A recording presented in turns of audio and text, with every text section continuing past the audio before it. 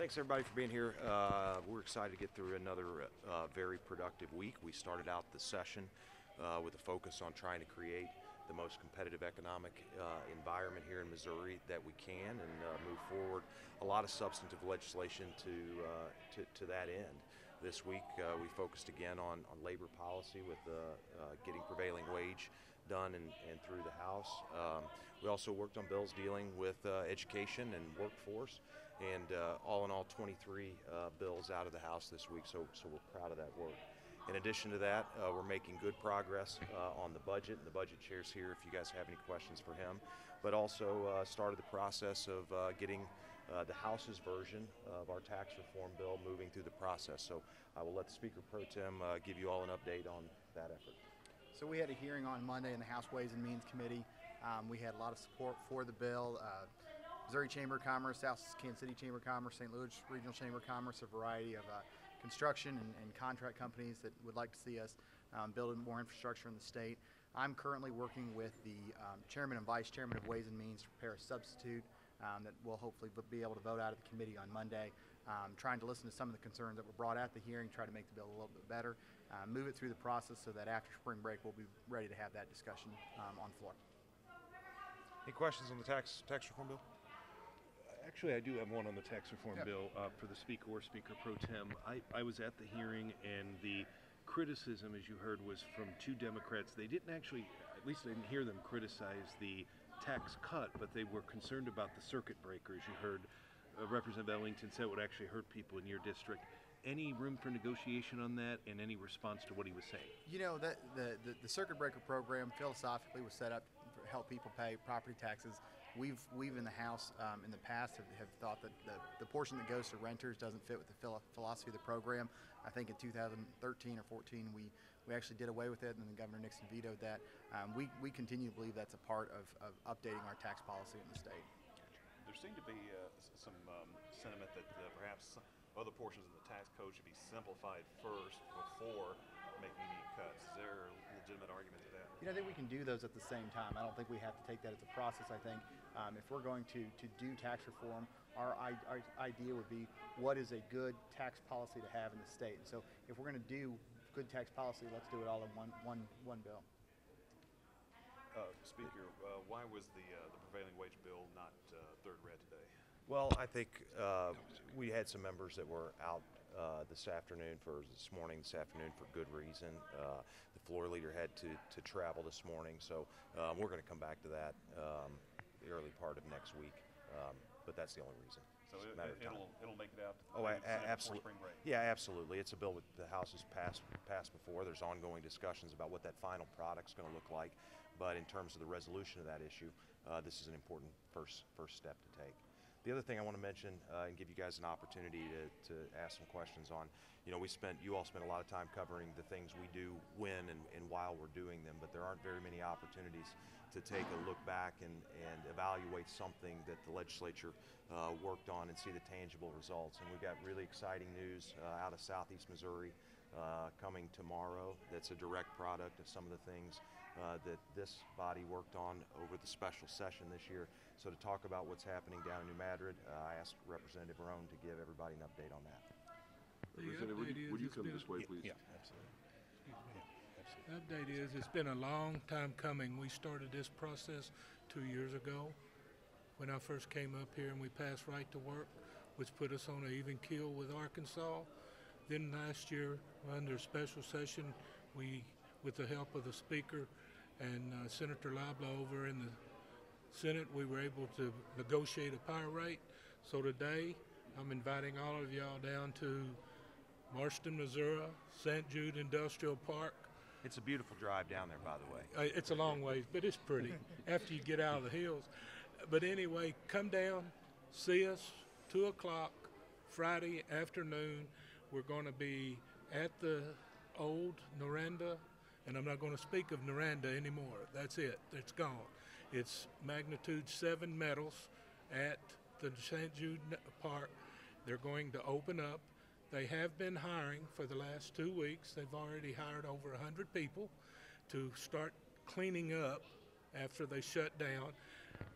They're going to open up pot line 2, and next thing on the line will be the rod and wire mill. Hopefully at the end of this session, we'll see over 400 jobs at that one location. So it's been a lot of work by the speaker and the leader over in the Senate to get it to where we are today. But the people of New Madrid County and the Boot Hill, Missouri, and Southeast Missouri really appreciates the work that they did to allow us to go forward and create up to 400 now and look for better things to come in months ahead from down in Southeast Missouri. Representative, when are they looking at reopening the smelter? I know it's magnitude 7 now, but when are they looking to do that? And what is the status of the separate issue, which is the steel mill, the gentleman from India that you and I have talked about? What I know about the steel mill is still an ongoing process, and it's a working process. We have been told that we are positive at looking at New Madrid. It's completely different. The steel mill, when it comes, will not come into St. Jude Park. It will go into the industrial park for the city of New Madrid. And if you go by New Madrid, you can see they've already put some infrastructure where the plant's going to go. Now down in the smelter, as soon as they get line 2 cleaned up and get the transformers redone, because that's what blew up at the end, they'll be starting to make, they've got the raw materials there right now, I've been told, to start making aluminum. So it's going to go fast now. And I cannot say enough about what President Trump's done. With the tariff that he has put on aluminum, that might add another whole pot line to our deal down there. We'll see how that works out, but it might add another pot line. The 900 people that lost their jobs, and I was with you in November down there, and a lot of them were at the diner where I interviewed you at. Yeah. How many of them are still down there? Because a couple of them came up to you and told you they were going to have to move to Washington, I believe. They moved to Washington, they moved to Virginia, they moved to North Carolina, wherever there were openings for their specialty. I can tell you that those people have been contacted. You want to come home? You know, we boot healers are a different breed. We don't operate in the hills well. We operate on flat land. And you want to come home? It's there for you now. All you got to do is sign up, come back, and we're off and running again. So they have all been contacted to come back home. And have you heard what the salaries will be? I know on the floor you were talking about maybe $95,000, but I don't know if that right now, what I understand, talking to the magnitude 7 people, they had to get 51 people to be large enough to have a package, Sure. an insurance package. They're there. That package is being developed right now. Their beginning salary is $20 an hour. And now then that goes up with the experience. I talk with my hands, I'm sorry. But that goes up with the experience you have. But the beginning salary there is $20 an hour. Are you worried at all, you mentioned the tariffs, are you worried at all that, while this might benefit American steel and aluminum, that it will hurt Missouri agricultural exports? And I can ask all 3 of you that question. Yeah, look, I'll take that question. Obviously, there's a push and a pull to all of the federal economic policy, and we'll wait to see what the administration finally announces in Washington, and people can kind of evaluate what the impact of those policies are. All right, what else? Are you being updated or kept up to date with Representative Don't give him a Barnes' promotion, please. one that he's not looking for. Right. Yeah.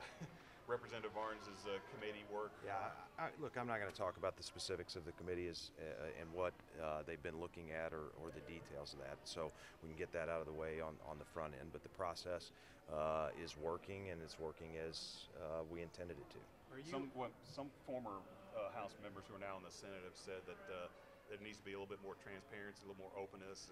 What about that? I think Chairman Barnes laid out the case for why those hearings needed to be conducted in a closed fashion. There will be an open phase to those committee hearings when they get to that point. But as the chairman laid out last week, their task is to investigate facts, and part of that involves protecting the confidentiality of the witnesses. And were you surprised by the move? You guys are going to have to let me finish the answer to the question before you launch in with the next one. Right. So that move was done to protect the confidentiality of the witnesses and to make sure that the committee can conduct a fair finding of the facts without prejudging the conclusions. Are all these meetings going to be posted ahead of time? All the meetings will comply with the public notice law, just like the two this week Well, were. if they recess in closed session, then my understanding is they wouldn't have to post a new meeting. They could just reconvene later. The meetings will all be posted in compliance with the applicable open meetings law. So you're saying that I'm not saying that at all. I mean, we have committees that recess all the time and come back in as a regular course of business. I haven't talked to the chairman about whether he intends to recess any of his meetings and reconvene. What I am telling you is that those meetings will be conducted in accordance with the way that we normally conduct committee hearings. But all the other meetings are conducted in open session, so we know when they're in recess and coming back in. I understand your question. They'll comply with the law, and if you have questions on the process and the recess and those types of things, I'm sure the chairman will be happy to answer those questions, but we're not going to get into the specifics of what the committee's working on at this point. Are you worried about the lack of transparency undermining the credibility of the investigation? No, I'm not worried about that at all. Everybody wants, and I understand the need and the desire to have some of this stuff conducted in open meeting fashion. But I think there are good reasons why we gave the committee the ability to close meetings, and that's to protect the confidentiality of the witnesses and to make sure that they get to a fair accounting of the facts. At the end of this process, there will be open meetings, and what the committee has uncovered will be able to be evaluated by the public and our members and by you all. So I just ask for a little patience on that phase of the process. Were you surprised at all by the decision to move the hearings from Hearing Room 5 to JCPD? No. Why not? Look, as we said, this process is going to be conducted in a way that protects the confidentiality of the witnesses that are being asked to give testimony in front of this committee. And so that move was done to protect the confidentiality of the witnesses, but also in recognition of the fact that there's really important work that's happening in this building and in these committee rooms on a Wednesday morning. You all are all up here. You know how much activity is happening on a typical Wednesday here. And so as much as anything, it was to make sure that the other substantive business that we're doing could be conducted without this being something that overwhelmed the basement of the Capitol. Anything else? The 40-day clock, did that start ticking when 5565 passed or when they started doing it? Started the day the resolution passed. Kind of a tangential question, Yeah. but an amendment was approved earlier this week that would prevent shackling of women when they're pregnant. What are your thoughts on that? Do you think that could cross the finish line and that cross in overall this year? Look, I hope it can as it moves to the Senate. I know there are members over in the Senate that do support that addition. The underlying bill is solid public policy as well. So I'm hopeful that bill will get a full and fair hearing over in the Senate and hopefully be able to get something done on that. I know Representative Evans has worked hard to get that policy to that point. There may be some things that people want to discuss in terms of changes or modifications to the exact language, but we'll work with the Senate as the bill moves through the process. What's a rough timetable for when everything will happen next week? Yeah, so next week we'll mark up on Wednesday. We'll come in the morning and distribute the amendments that people intend to offer. And then we'll come back after morning recess and begin the markup process on the committee subs. And then vote them out of committee Thursday? No, we'll vote them out at the end of the markup process. So the bills will all be open for consideration. And then once all the amendments have been offered and either voted up or down, then we'll roll them into a new substitute and vote them out of committee that night. Safe to say that they hit the House floor the week after spring break? Yeah, I think that's the plan currently. I think we're going to try to maybe get the supplemental bill for FY18 out next week and get that on the floor hopefully next week. But the FY19 operating budget will be on the floor the week after spring break. Speaker, sorry. I had one other question for you. Just curious on your thoughts about this asbestos legislation that just passed. I'm assuming you voted for it, but I haven't seen the roll. Yeah, I did. I think it's part of the overall tort reform package that we're trying to put together. It takes nothing away from the very legitimate points that were made on both sides on the floor today. But on balance, I think this is good policy, and we'll move it over to the Senate and see what happens with it next.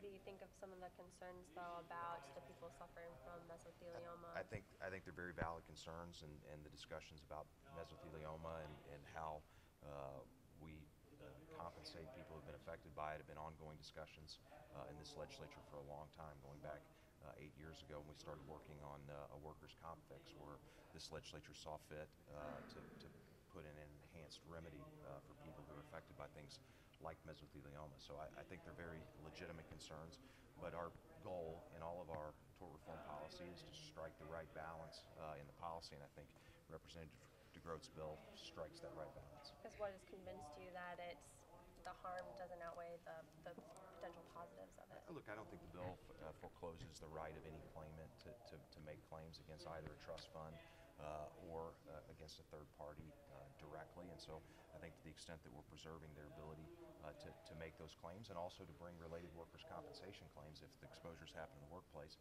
strikes that appropriate balance. Thank you all very much.